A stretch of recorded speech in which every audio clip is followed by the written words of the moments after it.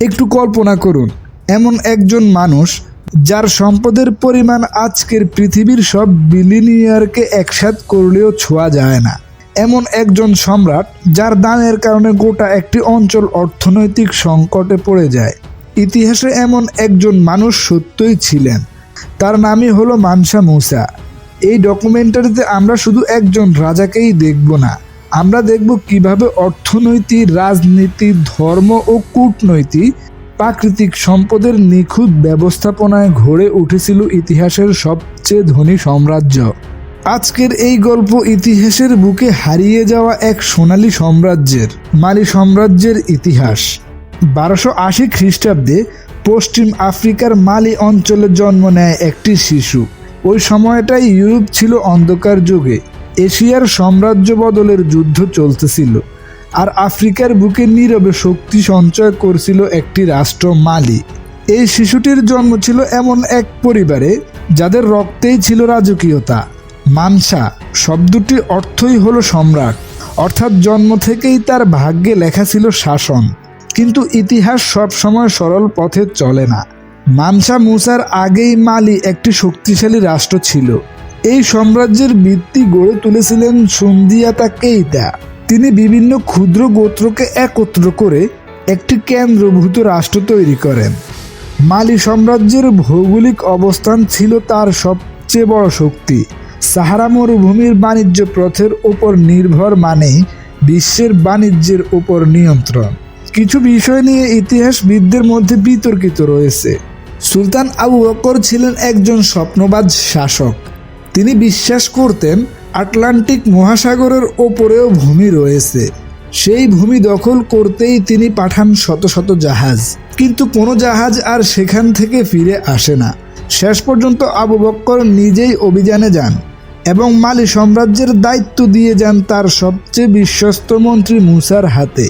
যখন আবু বকর আর ফেরত আসেন না, তখন প্রাকৃতিকভাবেই মুসা হয়ে ওঠেন মানসা, অর্থাৎ সম্রাট। কিন্তু ক্ষমতা পাওয়াই শেষ কথা নয়, প্রশ্ন ছিল কিভাবে এই ক্ষমতা টিকিয়ে রাখা যায়। মানসা মুসা বুঝেছিলেন শক্তিশালী সেনাবাহিনী নয়, শক্তিশালী অর্থনীতি হলো প্রকৃত ক্ষমতা।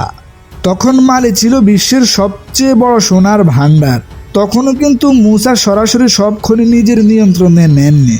তিনি কর ব্যবস্থা চালু করেন, যে যত সোনা তুলবে সে তত বেশি রাজকোষে কর দিতে হবে। এই কর ব্যবস্থায় মালি সাম্রাজ্যকে বানিয়ে তোলে পৃথিবীর সবচেয়ে ধনী রাষ্ট্র। আজ আমরা লবণকে সাধারণ মনে করি, কিন্তু সাহারা মরুভূমিতে লবণ ছিল জীবন। খাবার সংরক্ষণ, শরীরের ভারসাম্য সবকিছুই নির্ভর করত লবণের উপর। কোলা বাদাম ছিল মরুভূমির শক্তির উৎস। এই দুই পণ্যের উপর কর বসিয়ে মুসা তার অর্থনীতিকে আরও মজবুত করেন। মালি সাম্রাজ্যের বাণিজ্য ইউরোপ, মধ্যপ্রাচ্য ও এশিয়া পর্যন্ত বিস্তৃত ছিল। ট্রাস্ট সাহারা রুট ছিল মুসার হাতে। এই বাণিজ্যিক পথেই মালি সাম্রাজ্যকে বৈশ্বিক অর্থনীতির কেন্দ্রবিন্দুতে নিয়ে যায়। মানসা মুসা ছিলেন একজন ধর্মপ্রাণ মুসলিম, কিন্তু তিনি কখনো ধর্মকে অস্ত্র বানাননি। ইসলাম রাষ্ট্রধর্ম হলেও সব ধর্মের মানুষ পেয়েছিল পূর্ণ স্বাধীনতা। এই সহনশীলতাই রাষ্ট্রকে ভাঙনের হাত থেকে বাঁচিয়েছিল। তবে সবাই খুশি ছিল না। কিছু অঞ্চলে ধর্মীয় বিদ্রোহ দেখা দেয়, কিন্তু মুসার শক্তির বদলে বুদ্ধি ব্যবহার করতেন। তিনি বুঝিয়েছেন ভয় দিয়ে নয়, স্থিতিশীলতা দিয়েই রাজ্য টিকে থাকে। মানসা মুসা শুধু ধনীই ছিলেন না, তিনি ছিলেন জ্ঞান পিপাসুও। তিনি মসজিদ, বিশ্ববিদ্যালয়, গ্রন্থাগার নির্মাণ করেন। মালির শহর টিম্বুকুটু হয়ে ওঠে জ্ঞানের রাজধানী। এরপর 1324 খ্রিস্টাব্দে মানসা মুসা সিদ্ধান্ত নিলেন তিনি হজ পালন করবেন। কিন্তু এটি কোনো সাধারণ হজ ছিল না, এটি ছিল ইতিহাসের সবচেয়ে ব্যয়বহুল, সবচেয়ে আলোচিত এবং সবচেয়ে প্রভাবশালী একটি যাত্রা। মানসা মুসার সঙ্গে ওই যাত্রায় বের হয়েছিল প্রায় 60,000 মানুষের বিশাল কাফেলা। এই কাফেলায় ছিল সৈন্য, দাস, কর্মকর্তা, আলেম, ব্যবসায়ী ও খাদেম।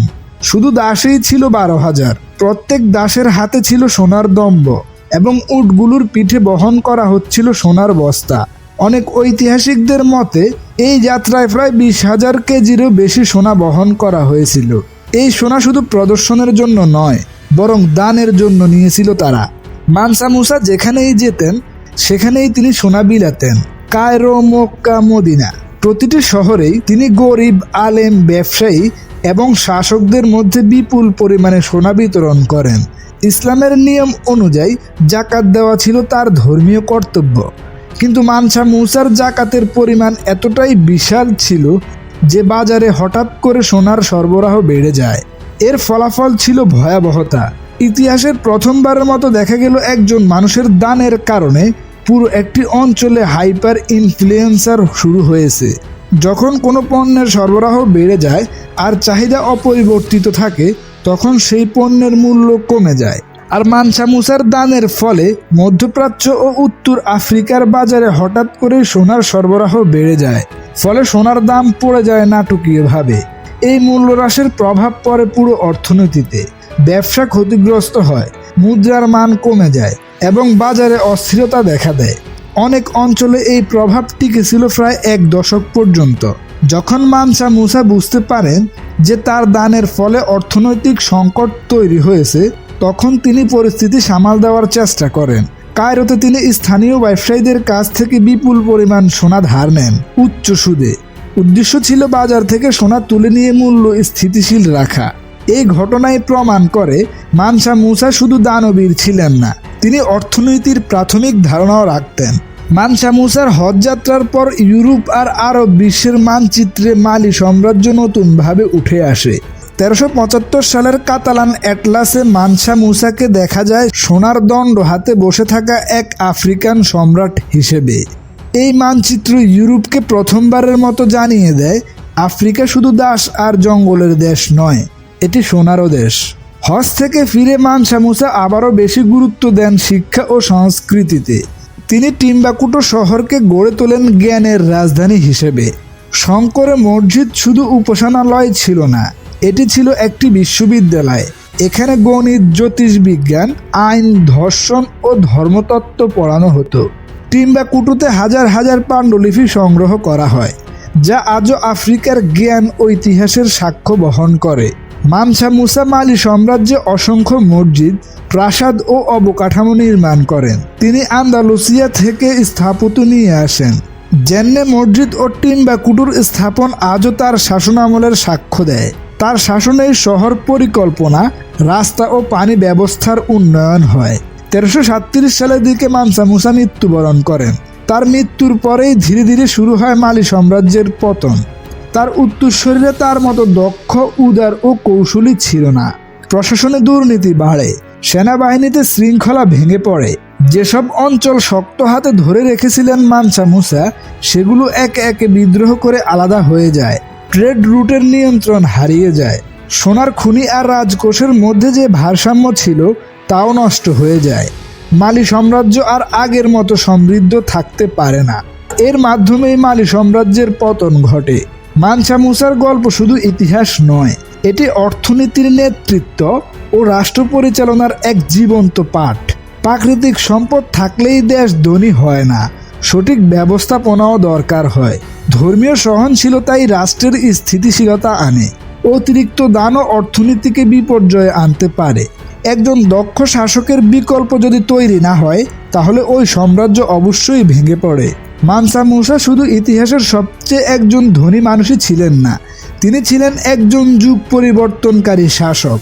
তার গল্প আমাদের মনে করিয়ে দেয় সম্পদ ক্ষণস্থায়ী, কিন্তু সঠিক সিদ্ধান্তই ইতিহাস গড়ে তোলে।